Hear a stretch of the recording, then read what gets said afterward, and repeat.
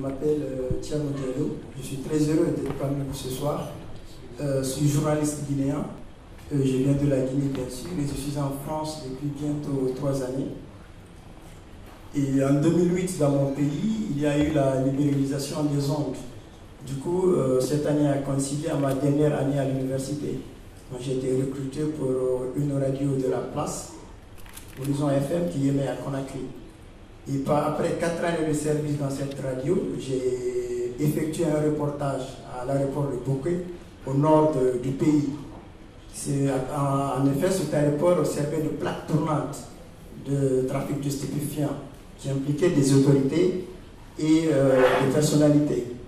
Et donc, quand on a diffusé l'élément à la radio Horizon FM, l'ambassade des États-Unis de Conakry a été informée. Ils m'ont tout de suite invité à l'ambassade afin de me proposer un voyage à Washington, chose que j'ai effectuée à la rencontre de la secrétaire d'État de l'époque, Hillary Clinton. Donc elle m'a reçu en personne et ça c'était en 2012. Cette rencontre a été relayée à la Radio France Internationale et puis dans les médias en Guinée. Donc c'est à mon retour de ce voyage que j'ai commencé à avoir des problèmes par rapport à mon métier. Et donc pendant l'élection présidentielle de 2015, le monsieur qui était fortement impliqué dans le trafic à Bouquet a refait surface, cette fois-ci, en affichant sa photo avec le président candidat devant l'université de Conakry.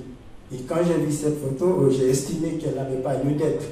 Et donc j'ai publié un article qui dénonçait cet état de fait. Et le journaliste avec qui j'ai travaillé chez le Diallo, 3 semaines après la publication de cet article, il est porté disparu. Et jusqu'à présent, on n'a pas de ses nouvelles, aucune nouvelle, on ne sait pas s'il est enlevé, s'il a été assassiné.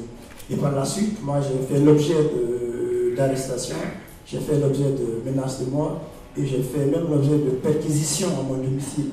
C'est ce qui a précipité, ce qui m'a contraint de quitter la Guinée et d'arriver en France. Alors j'arrive en France, on m'oriente vers Lille, j'ai fait plusieurs foyers dans les Hauts-de-France et par fini j'ai été débouté du droit d'asile.